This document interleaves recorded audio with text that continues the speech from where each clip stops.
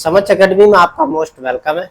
आज हम article number 46 यहाँ पर कंप्लीट करेंगे। 45 हमारा आर्टिकल कंप्लीट हो चुका है और जो हमारा कंपटीशन की जो जर्नी थी और प्लस आर्टिकल जो हमारे सिस्टमेटिक सीरियल वाइज सीरियल चल रहे हैं वो कंटिन्यू आते जा रहे हैं। आपको यूट्यूब पे हमारे यूट्यूब चैनल पे समझ एकेडमी में आपको कंटिन्यू दिख रहे हैं।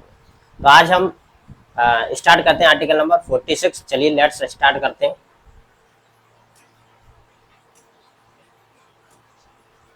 अनुच्छेद 46 या अनुच्छेद 46 या आर्टिकल 46। आर्टिकल हमारा 46 क्या कहता है? अनुसूचित जातियों एवं अनुसूचित जनजातियों और अन्य कमजोर वर्गों के शैक्षिक और आर्थिक हितों को बढ़ावा देना। यानी कि आर्टिकल नंबर 46 बेसिकली किसकी बात करता है? SC, ST और जो आर्थिक रूप से कमजोर है उनकी भी बात यहाँ पर की जा रही है। जो भारत के जो भी अनुसूचित जाति और जनजाति एवं आर्थिक रूप से जो पिछड़े हैं उनको कहीं ना कहीं उनकी आर्थिक स्थिति को बढ़ाने की बात यहाँ पर की जा रही है। अब उनको आर्थिक स्थिति उनकी कैसे बढ़ाएंगे ये मुख्य बिंदु आपको आगे दिख जाएंगे। चलो हम और उसको समझते हैं। मुख्य बिंदु इनके क्या है? शिक्षा और आर्थिक विकास। शिक्षा और आर्थिक विकास में इनको बढ़ावा देना कहीं ना कहीं, और राज्य को SC, ST और अन्य कमजोर वर्ग को की शिक्षा और आर्थिक उन्नति के लिए विशेष प्रयास करने चाहिए। यानी कि भारत के जितने भी SC, ST और जो भी आर्थिक रूप से कमजोर है उनको शिक्षा में और आर्थिक रूप से उनको प्रोग्रेस कराने के लिए राज्य क्या करेगा? कुछ ना कुछ प्रयास करेगा। जैसे कि फॉर एग्जांपल आपने देखा होगा स्कूल और कॉलेज में भी क्या है, स्कॉलरशिप मिलती है। SC को भी मिलती है, ST को भी मिलती है, EWS को भी मिलती है, और जो भी पिछड़ा वर्ग वगैरह जितने भी होते हैं सबको स्कॉलरशिप प्रोवाइड की जाती है। और आपको और भी बहुत सारी जगह है, जैसे फॉर एग्जांपल रिजर्वेशन दिया जाता है, ये आर्टिकल 46 के अकॉर्डिंग ही मिलता है ये। लेकिन ये बाध्यकारी नहीं है, ये विशेष रूप से ध्यान रखना है क्योंकि ये DPSP में आता है। DPSP में आता है तो स्टेट के लिए यह बाध्यकारी नहीं है। स्टेट की इच्छा पर निर्भर है कि इसको देना है या नहीं देना है। आगे थोड़ा सा और समझ लेते हैं। सामाजिक अन्याय से सुरक्षा, यानी कि अगर SC, ST या OBC या फिर EWS किसी के साथ भी सामाजिक अन्याय होता है तो इन सामाजिक अन्याय को कहीं ना कहीं सरकार क्या करेगी? कम से कम करने की कोशिश करेगी। और क्या, इन वर्गों को सामाजिक भेदभाव, अगर इन वर्गों के साथ किसी भी तरह का कोई सामाजिक भेदभाव होता है तो उसको कहीं ना कहीं कम करने की सरकार कोशिश करेगी, और उसके लिए विभिन्न प्रकार के प्रयास भी किए जाते हैं। और सरकार ईयर ऑन ईयर कहीं ना कहीं ऐसे प्रयास कंटिन्यू करती रहती है। जातिगत शोषण, यानी कि जातिगत अगर किसी व्यक्ति के साथ या ST या OBC के साथ किसी भी तरह का कोई जातिगत शोषण होता है उसके लिए सरकार ने क्या कानून में बना रखा है, जिसे हम SC, ST एक्ट कहते हैं। अगर किसी भी व्यक्ति के साथ इस तरह की कोई घटनाएं होती है तो उसके लिए SC, ST एक्ट बना हुआ है, जिससे क्या वो अपना शोषण है उसको कहीं ना कहीं सुरक्षित या फिर उसका प्रोटेक्ट लेकर अपना जो शोषण हो रहा है उससे बचा जा सकता है। और आर्थिक शोषण से बचाना राज्य का कर्तव्य होगा। अगर आर्थिक शोषण होता है SC, ST या OBC का किसी भी तरह से तो उनका क्या है? उनको कहीं ना कहीं बचाव करना। जैसे फॉर एग्जांपल कोई व्यक्ति SC, ST का अगर किसी फैक्ट्री वगैरह में वर्क कर रहा है और उसको कहीं ना और उनको जो पेमेंट मिलनी चाहिए एक्चुअल अगर नहीं दी जाती है तो वो क्या है? कंज्यूमर फोरम में जाके अपना एप्लीकेशन दायर कर सकता है और अपने खिलाफ जो भी आर्थिक शोषण हो रहा है उसके खिलाफ कंप्लेन कर सकता है, जिससे क्या उसका आर्थिक शोषण ना हो सके। सकारात्मक कार्रवाई, इस अनुच्छेद के तहत आरक्षण और छात्रवृत्तियां और कल्याणकारी योजनाएं और कानूनी सुरक्षा जैसे उपाय शामिल है।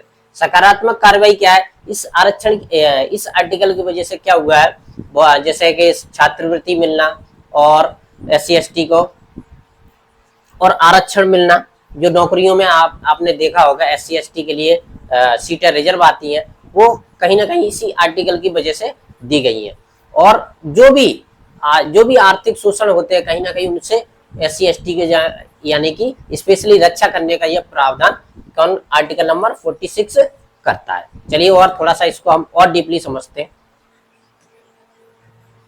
अब इसका इंपॉर्टेंस क्या है या इसका महत्व क्या है, क्यों जरूरी है, इसको भी विशेष रूप से समझने की बहुत जरूरत है।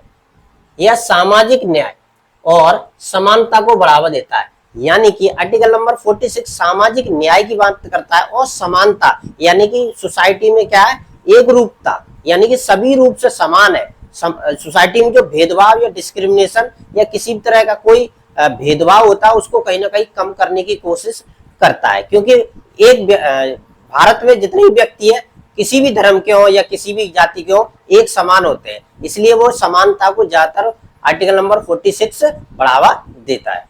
और क्या है, संविधान के अनुच्छेद 15(4), 16(4) और 335 के साथ जुड़कर पिछड़े वर्गों के उत्थान में मदद करता है। जो संविधान के आर्टिकल नंबर 15(4) है, 16(4) है, 335 है, उन सभी से मिलकर ये आर्टिकल 46 क्या करता है, समानता की बात कहीं ना कहीं करता है।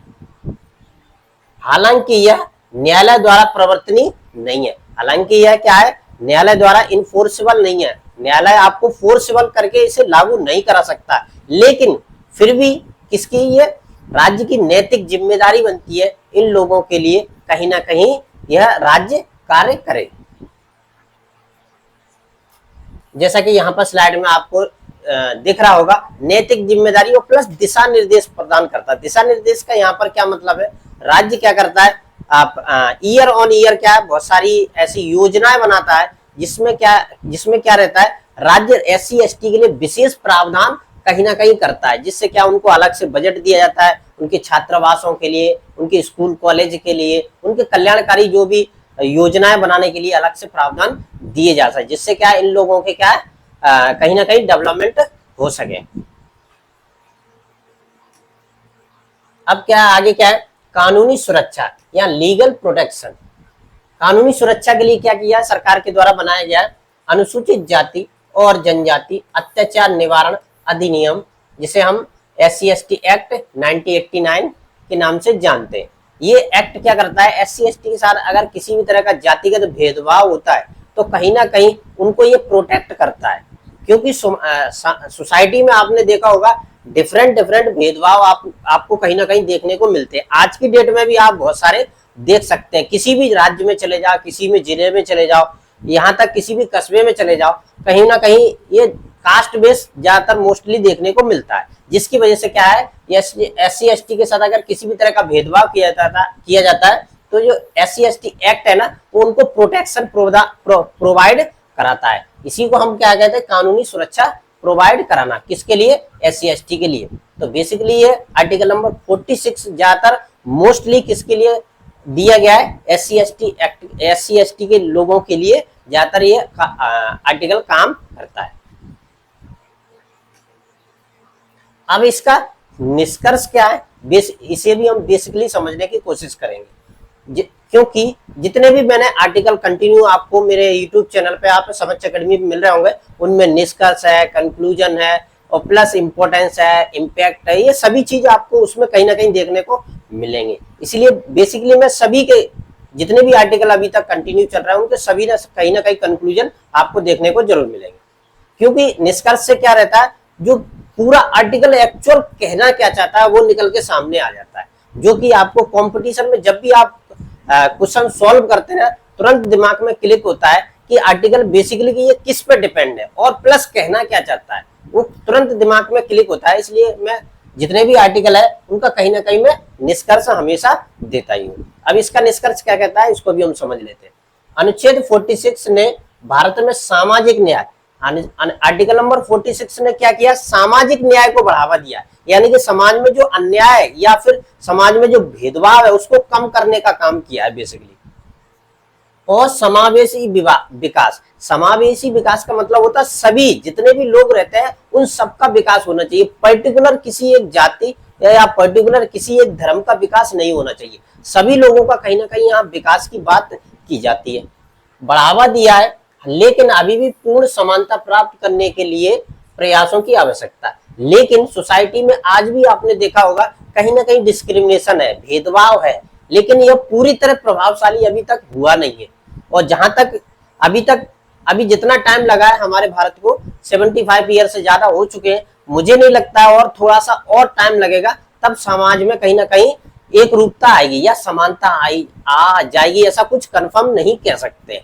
आई होप आर्टिकल नंबर 46 आपको समझ में आया होगा, और इसी की तरह आपको और कंटिन्यू वीडियो मिलते रहेंगे। समीक्षा अकेडमी को लाइक करें, शेयर करें, सब्सक्राइब करें।